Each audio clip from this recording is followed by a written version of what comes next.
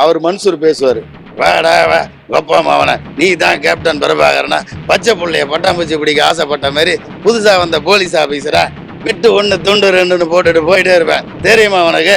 இதெல்லாம் தெரியாம எதுக்குடா பிரபாகரா காட்டுக்குள்ள வந்த? இந்த மாதிரி பிரபாகரா, இந்த மாதிரி வேலையெல்லாம் என்கிட்ட வச்சுக்காத, நீ வெட்ட அருவா எடுக்கிறதுக்கு முன்ன உன் மேல குண்டு பாயும், வரட்டுமோ?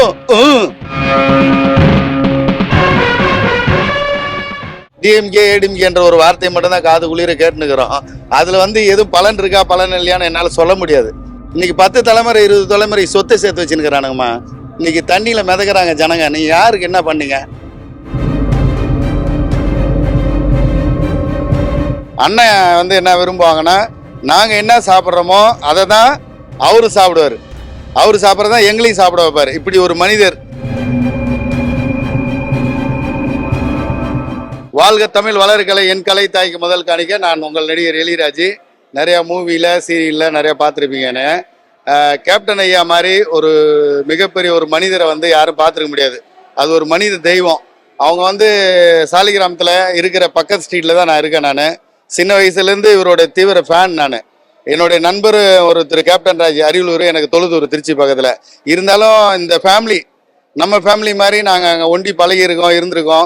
ஐயாவுடைய ஒரு ஷூட்டிங் போனால் எப்படி ஒருத்தருக்கு அந்த ஃபுட்டு அவர் என்ன சாப்பிட்றாரோ அந்த ஃபுட்டு தான் எங்களுக்கும் கொடுக்கணும் அப்படின்னு சொல்லுவாங்க. அவங்களுக்கு கீழே எத்தனை கலைஞர்கள் இருந்தாலும், டான்சர்ஸ் போனாலும் சரி, நடிகர்கள், light menu, fighters, makeup menu, costume, 24 கிராஃப்ட்ஸில் அண்ணன் என்ன விரும்புவாங்கன்னா, நாங்கள் என்ன சாப்பிட்றோமோ அதை தான் அவரு சாப்பிடுவார்.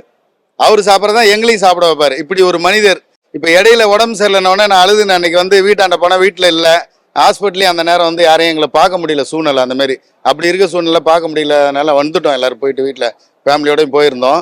இருந்தாலும் நான் இறைவன் பாருங்க, இன்னைக்கு அண்ணன் மீண்டும் இங்கே வந்திருக்காங்க. அவரோட தொண்டர்கள் பாருங்க, எத்தனாயிரம் கோடி மக்கள் இன்னைக்கு அவருக்காக பாரு எல்லா ஊர்லேருந்து வந்திருக்காங்க. இன்னும் அவருக்கு நீண்ட ஆயுளை கொடுக்கணும்.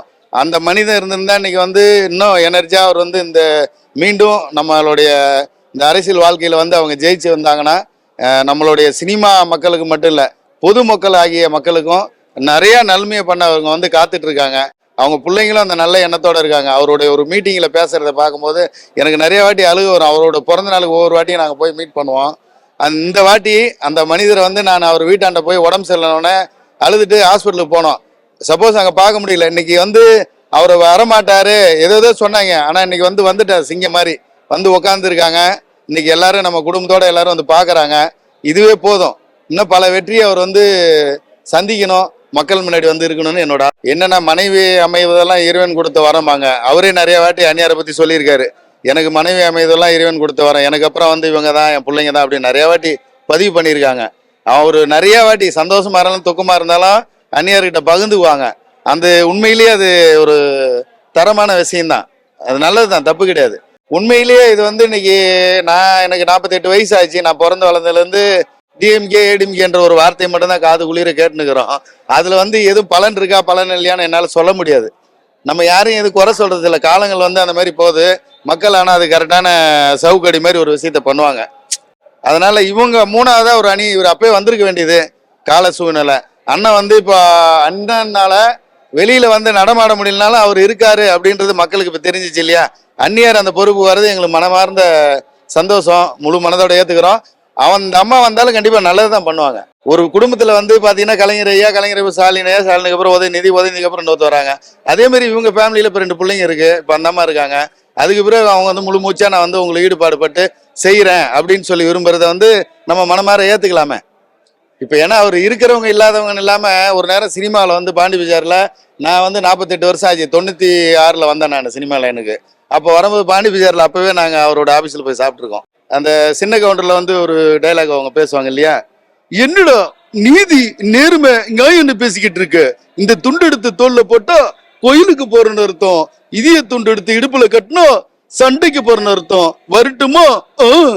அந்த மாதிரி. அதே கேப்டன் பிரபாகரில் பார்த்தீங்கன்னா மன்சூர் கிட்ட அவர் பேசுறேன். அவர் மன்சூர் பேசுவார், வாடா வா கப்பா மாவன, நீ தான் கேப்டன் பிரபாகரனா, பச்சை புள்ளைய பட்டாம்பூச்சி பிடிக்க ஆசைப்பட்ட மாதிரி புதுசா வந்த போலீஸ் ஆபீசரா, விட்டு ஒன்று துண்டு ரெண்டுன்னு போட்டுட்டு போயிட்டே இருப்பேன், தெரியுமா உனக்கு? இதெல்லாம் தெரியாம எதுக்குடா பிரபாகரா காட்டுக்குள்ள வந்த? இந்த மாதிரி பிரபாகரா, இந்த மாதிரி வேலையெல்லாம் என்கிட்ட வச்சுக்காத, நீ வெட்ட அறுவெடுக்கிறதுக்கு முன்ன உன் மேல குண்டு பாயும் வரட்டுமோ. இந்த மாதிரி நிறைய அவருடைய இதை நான் ஷூட்டிங் ஸ்பாட்டு போகும்போதெல்லாம் அவர் நினைக்காத நாளே இருக்காது. எல்லாருமே கலகலப்பாக உட்காந்துக்குவோம். நிறைய ஆர்டிஸ்ட் பேசுவேன். ஆனால் இவரோட வாய்ஸ் பேசும்போது என் வீட்லேயும் என் குழந்தைகிட்ட அடிக்கடி இந்த வாய்ஸை பேசி பேசி காட்டுவேன். அது ஒரு சந்தோஷம். என்னன்னா இவங்கள மாதிரி ஒரு ஃபேமிலி வந்து இருக்கணுமா நம்மளுடைய தமிழ்நாட்டு மக்களுக்கு. இப்படி ஒருத்தர் வந்து இருந்து நல்லதை பண்ணணும். 2 ஆட்சி தான் 48 வருஷம் பார்த்துட்டு இருக்கேன்னு சொல்கிறேன்ல, அதில் உள்ள பலன்கள் வந்து முழுமையாக அடையலை. அப்போ 3ஆவதாக ஒரு ஆட்சி வந்தால் தப்பு இல்லையே. இப்படி ஒன்று புதுசாக வரட்டுமே, வந்தால் தானே அது நல்லது கெட்டது நினைப்பாங்க. ஆனால் மக்கள் வந்து உண்மையிலேயே ஆதரவு கொடுத்தாங்க. மீண்டும் அவர் அண்ணன் இல்லைனாலும் அந்நியார் அந்த இடத்துல இருக்காங்க, அவங்களுக்கு ஒரு ஆதரவு கொடுத்து அவரோட சேடு அவரோட நிழல் தான். அவங்க பிள்ளைங்க 2 பேர் இருக்காங்க.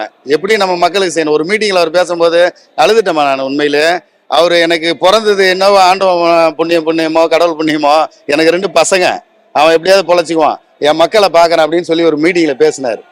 இந்த மனசு யாருக்கு வரும்? இன்னைக்கு 10 தலைமுறை 20 தலைமுறை சொத்தை சேர்த்து வச்சுருக்கிறானுங்கம்மா. இன்னைக்கு தண்ணியில் மிதக்கிறாங்க ஜனங்க. நீங்க யாருக்கு என்ன பண்ணீங்க? விஜய் டிவின்னு ஒரு பாலா, அந்த பொண்ணு திருச்சியிலேருந்து ஒரு பொண்ணு பண்ணுது, நிஷா அறந்தாங்க நிஷா. இந்த மாதிரி ஆள்லாம் வந்து சாப்பாடு போடுறாங்க. இன்னும் நிறைய பேர். நாங்களும் சில இடம்லாம் போய் லேடிஸ் தேவையான சில விஷயங்கள்லாம் பண்ணோம். அந்த மாதிரி சில இதெல்லாம் கொடுத்துட்டு இருக்கோம். இந்த மாதிரி ஏன் பண்ண மாட்டுறாங்க? எனக்கு தெரிஞ்சு அவர் அண்ணன் இருக்கும்போதே இவங்கெல்லாம் ஒரு லெவலில் வந்திருக்கணுமா. அது இறைவன் தான். அது எப்படி சொல்றது நான். அவர் தனியாக வந்தாக்க அது அதோடைய லெவலில் வேற. இன்னைக்கு சூழ்நிலை வந்து யாரோட சேர்ந்தாலும் இனத்தோட சேர்ந்த மாதிரி. அதனால நம்ம எதுவும் சொல்றதுக்கு இல்லை. தனியா வந்தா கண்டிப்பா இவங்க தைரியமா என்னாலும் பண்ணுவாங்க. தனியா வந்தாதான் கண்டிப்பா மெச்சாரிட்டி. நீ அதுதான் ஒரு பேசும் பொருள் ஆகும். நீ இன்னொருத்தரோட இணைஞ்சா அவங்களோட வந்தாங்க ஜெயிச்சான்னு திரும்ப கொஞ்ச நாள் இருப்பாங்க, திரும்ப பிரிவாங்க. ஆனா தனியா நின்று கடவுள் புண்ணியத்துல நான் ஜெயிக்கணும். இறைவனை வேண்டுகிறேன், நான் சிவனை வேண்டுகிறேன். ஓம் நமச்சிவாய நம. நீண்ட ஆயுள் கொடுக்கணும் அண்ணனுக்கு.